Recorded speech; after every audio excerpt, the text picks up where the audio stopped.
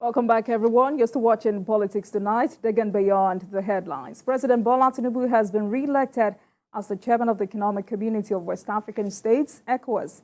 And his acceptance speech, President Tinubu said he would focus on consolidating the values of democracy and upholding the interests of the regional body. The president urged ECOWAS to member states to make financial commitments to help in the battle against terrorism in the region. And I still have with me Ambassador Usman Seriki, a former Nigerian Deputy Permanent Representative to the United Nations. He's still with me on the program to discuss the implications of this development on the affairs and welfare of the country and the West African sub-region. Ambassador, thank you very much for staying with us. Now let's move on with this conversation. President Tinubu has been re-elected by a unanimous decision of fellow heads of government at the 65th ordinary session of the authority held at the State House in Abuja. Now, what does this mean for Nigeria and the regional body? Well, thank you very much. This is a very positive endorsement of Nigeria in terms of his leadership in the regional organization, the ECOWAS, and also a personal vote of confidence in Mr. President, His Excellency Bola Ahmed Tinubu, GCFR, in terms of his leadership of the organization. You remember it was in last year, 9th July, in Guinea-Bissau, when he was elected chairman of the ECOWAS Authority of Heads of State and Government. And yesterday, or 2 days ago, he was re-elected unanimously to continue in that capacity for another year. So this is a clear testimony of the satisfaction his peers, his comrades, his colleagues have had in him in terms of his leadership. And let us not forget the situation in the ECOWAS region. For the past year, from July to August last year, up till today, we are in July, which was almost a year now, we are going through very difficult times, especially in terms of the happenings in Mali, Burkina Faso, and Niger, where unconstitutional changes of government took place, and as a reaction to ECOWAS' injunction or calls for the termination of that establishment or of those regimes in those countries, they decided to threaten to walk out of the organization, and indeed, effectively, they did so. So, in order to calm the waters, in order to bring back normalcy into the regional organization, a firm and steady hand was needed. And happily and luckily, we had President Bola Ahmed Tinubu there leading it. He was not somebody indulging in rhetorics, in inflammatory statements, in making threats and other things. He never did that. He tempered the situation in a statesmanlike manner, and led the organization very carefully, prudently, towards seeking reconciliation. And what happened? Last year, we saw the lifting of sanctions against Niger, for instance, of cross-border trading, the lifting of the ban on export of electricity to that country, lifting of cross-border trade, and so forth. And that are reconciliatory gestures that came out of the presidency of the ECOWAS, led by Nigeria.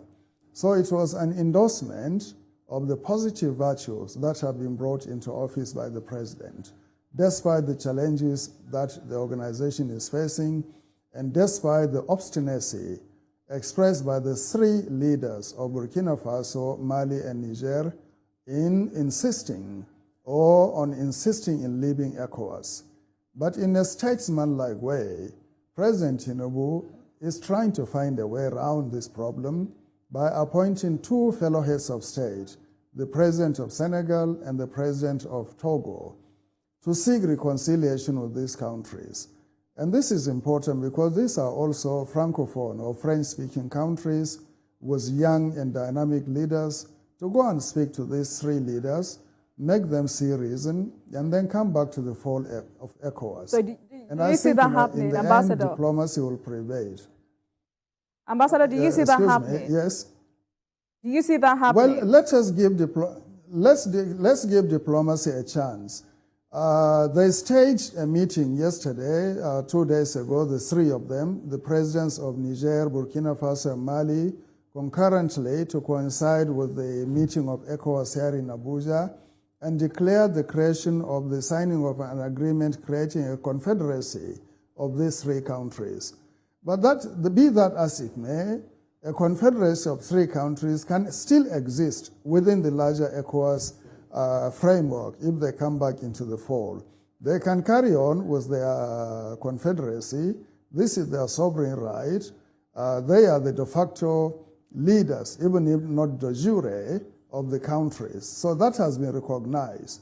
The mere fact that ECOWAS is now talking to them is an indication of live and let live. It's an indication of recognition of the facts on the ground.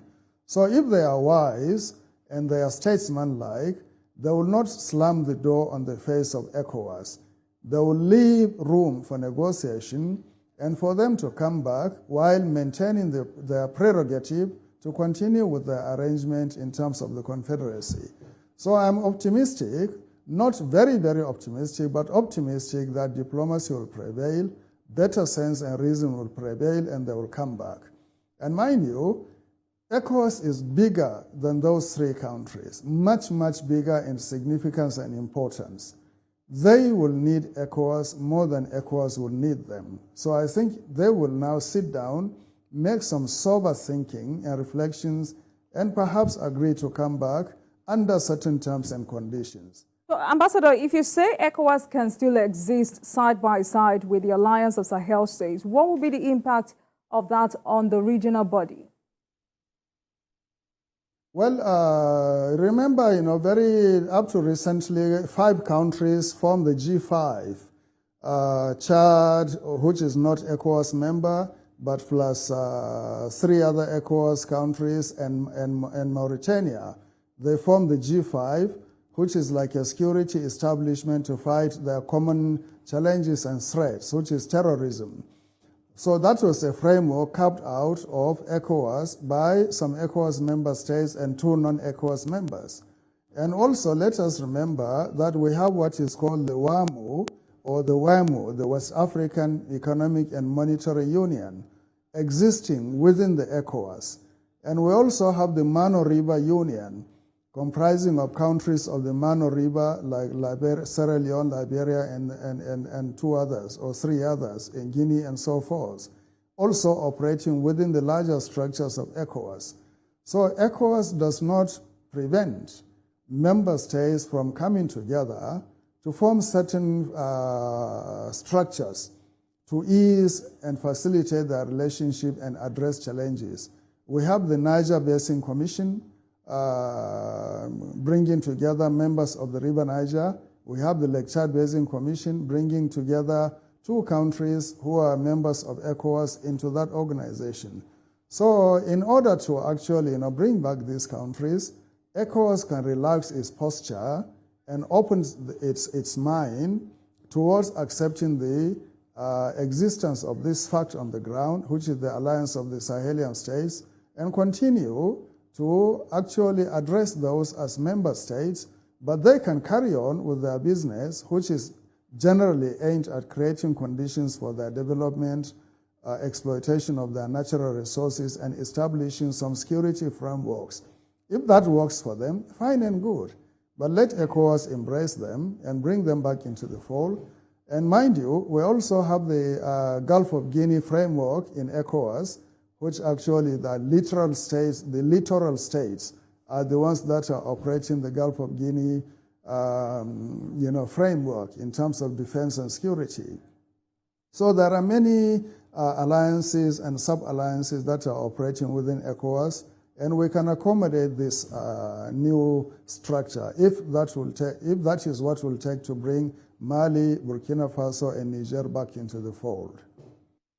But Ambassador, talking about this Confederation treaty just signed by these 3 countries, there are those talking about the significant repercussion on the stability of the region. Is there any? Well, if there is any contribution by that to the instability of the region, it may come from external forces. For instance, there are some countries that are using the opportunity now to make inroads into these three countries by signing defense agreements with them. And if that leads to deployment of their own physical presence in terms of their military, their personnel and military capabilities, or the deployment of foreign mercenary contingents, then that will become a threat. That will become a threat to the region, to the security of the region. Conversely, if genuinely this framework, that is the Confederation, will lead to a concerted and resolute and determined effort to fight terrorism and insurgency in these three countries, then it will limit and restrict the spread of terrorism, insecurity in the wider region, and that should be welcome. But if it involves a third party, extra-continental powers, coming in to deploy military, to establish bases, and to deploy mercenaries, then I think ECOWAS will need to think again and take measures to counter those before they become existential threats to the neighboring countries, especially Nigeria. But Ambassador, based on these external forces you just mentioned, if you say ECOWAS can coexist with AES, and that's the Alliance for Sahel States, shouldn't ECOWAS be worried then, since these three states tilt favorably towards them? Well, that is why I think the chairman of the ECOWAS, His Excellency President Bola Ahmed Tinubu, invoked the idea of actually strengthening up the ECOWAS intervention force by building it up, building up its capacity, and asking member states to contribute towards the regeneration of the idea so that it materializes into a very viable, resolute deterrence to deter any threat that may affect collectively the security and interests of the member states of ECOWAS. And also, he offered the services of the Nigerian Strategic Center for Counterterrorism as a viable instrument where we can train and collaborate with other member states to establish frameworks and build up our capacity to fight terrorism and insurgency in the region. So our leaders are mindful of those impacts, the consequences of the creation of the Alliance of Sahelian States and the security implications. And I think there will be our foreign ministers, defense ministers, and service chiefs will be sharing ideas and discussing ways and means to avoid any fallout, negative fallouts from that political arrangement that we have seen between Niger, Burkina Faso, and Mali. But diplomacy should be the primary tool to be deployed by Nigeria towards seeking amelioration of the issue, and also towards causing a reverse, a rethink on the part of these three countries to come down from their high horse of radical posture, radical nationalism, and subsume those sentiments under the broader interests of regional happiness and coexistence. So, Ambassador, how do you react to Senator Natasha Akpoti-Uduaghan's call for ECOWAS to shift its focus from halting youth migration to understanding and tackling the negative reasons behind it? Is this a call to action? I mean, she's emphasizing on the need to address the underlying factors driving young people to leave their countries. Well, that is the whole essence of actually, national human development policies and programs, to give young people the opportunity to belong, to give young people the opportunity to do something by way of employment and job, to give young people opportunity to earn decent wages and incomes, to live, not to survive, but to live in their own country. And believe me, if they have these opportunities around, they will not undertake this perilous adventure across the desert or across the seas to go and needlessly die in foreign lands under abject conditions. So our policies should be retooled, recalibrated in terms of really committing substantial proportions of our budget towards human development. education and health, youth employment, skills and vocational training, apprenticeship, and so forth, especially in the areas of agriculture and value addition to agricultural production. And one of the factors which surprised me in the, I'm sorry to return to that, in the Samoa debate is this $150 million they are talking about. It is supposed to be 150 million euro, and it is for the whole of Africa to develop technology, green technology in relation to farming and agriculture to help young people. That was what the fund was dedicated by Europe or the EU to Africa. So Nigeria could develop counterpart funding to that mechanism established by Europe. Look, we don't want our young people to undertake perilous journeys to go to your continent. You don't want also this migration to continue. Let's sit down and talk, commit resources to what we are doing, and then we can halt this through creating opportunities for young people. So it is very good that our legislators are sensitive to this issue. They are talking about it. Now let them act on it, appropriate money for development, and that is why we should need convergence of development partners and also like-minded ministries, like ministries of youth and sports, Ministry of Women Affairs, Ministry of Humanitarian Affairs, to come together, pool their resources, and find innovative ways to help young people to survive here, to live, and to prosper. Right.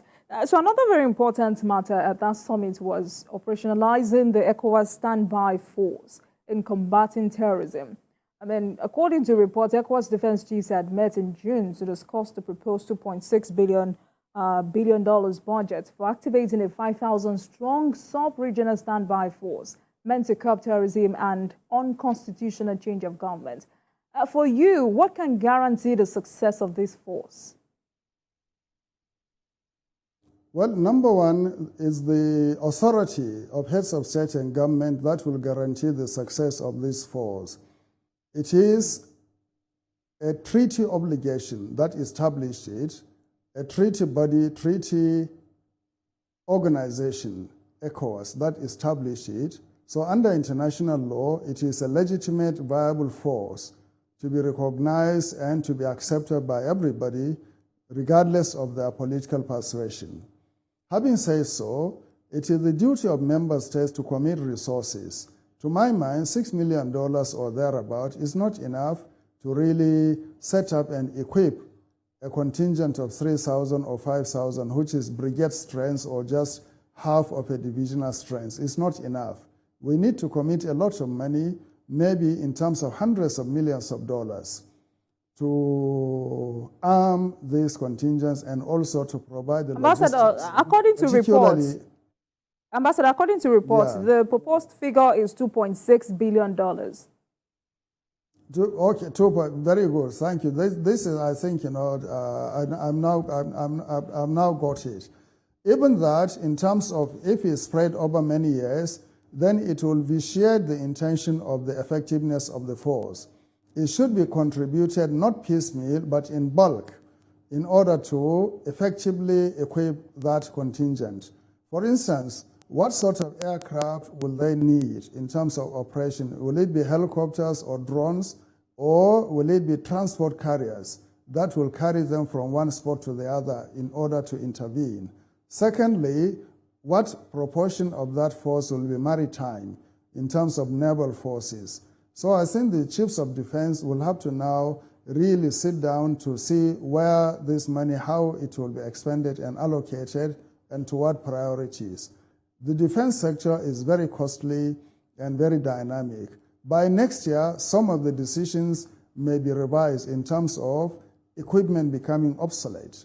So $2.6 or $3 billion may actually serve the needs immediately, but not in terms of 4 or 5 years. By then, a lot of arrangements may be overtaken by new developments.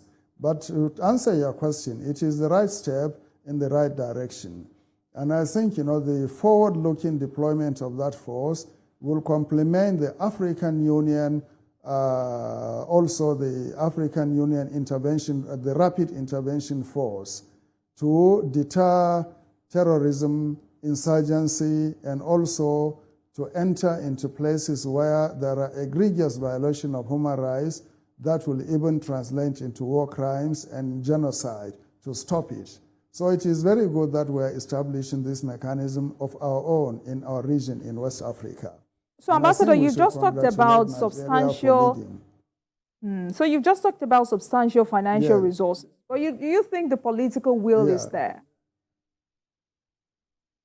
Well, I think when objective conditions on the ground makes it inevitable, the political will have to be found and deployed. But I agree, carving out this type of money by many of the countries will be very difficult, especially now you have, balance of trade issues, repayment of debt and servicing of debt and many other things, and where food prices and other things are becoming very problematic issues, the value of currencies falling and so forth. So, but sacrifices will have to be made in terms of pulling together resources. For instance, if you take the aggregate defense budgets of the entire remaining 11 ECOWAS member states, it may not amount to a situation whereby it will really equip an entire division of 10,000 troops with tanks, armored personnel carriers, and complements of helicopters and drones and other things. So they have to rationalize and find a means. Perhaps entering into some sort of agreements with international partners will be another way of supplementing whatever they're able to provide to give them that edge in terms of the efficiency and effectiveness of the force. And mind you, we may enter into negotiation with some countries to give us complements of equipment, for instance, tanks, armored personnel carriers, even rifles and pistols and other things to help us in establishing this force. And I think speaking with the European Union in terms of their complementary efforts to assist us will be a very good solution towards obtaining some of the equipments that may be needed. And that means the remaining money will be deployed to other issues like uniforms, medical, hospitals, and so forth for the troops. All right. So do you subscribe to having a single currency in ECOWAS? And I mean, the basic question is, does West Africa need a single currency? Well, I think, this has been discussed over many years by ministers of finance and heads of central banks or national banks.